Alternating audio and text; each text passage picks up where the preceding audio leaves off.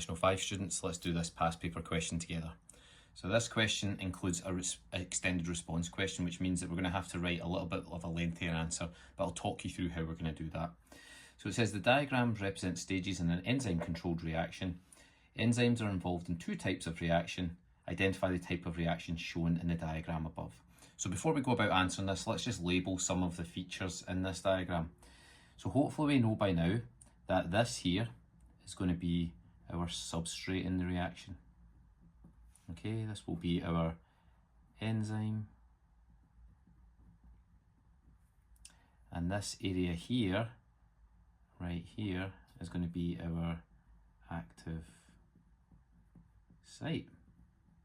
Okay, and now that we know what everything is, oh, and sorry, I should probably label this too, and that is the products. Okay, now hopefully when you look at a enzyme controlled reaction, you'll be able to identify all of these different things. And once you're able to do that, it makes answering the question much easier. Now in this particular question, it says enzymes are involved in two types of reaction. Identify the type of reaction shown in the diagrams above.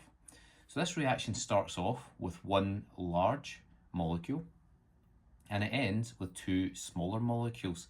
So that's a breakdown reaction, or what we call a degradation.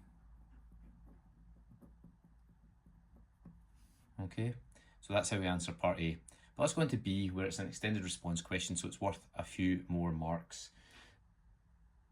So we have to describe the events that occur in the enzyme reaction shown. So step one, we can see in this diagram here, shows the substrate going into the active site on the enzyme. Okay, so the substrate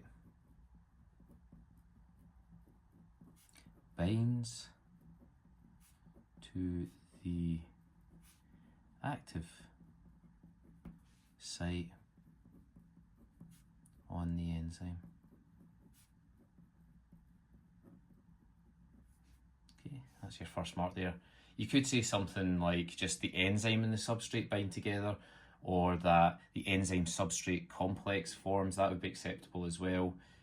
Or something similar to that, that the enzyme and substrate are specific to one another, but something along the lines that suggests that the substrate is binding to the active site or to the enzyme would get you the first mark.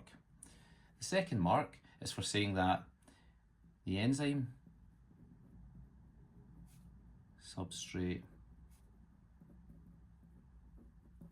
complex forms and the reaction occurs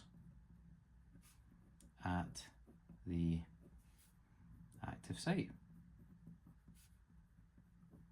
Okay, and that would get you the mark for that one as well. All right, and then part 3, we can see stage 3 here. The products are released. Okay, we can see those products being released from the active site. Okay, from the active site.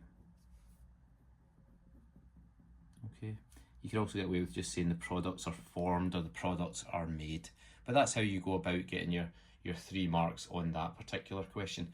Okay folks, I hope that helps. See you in the next one.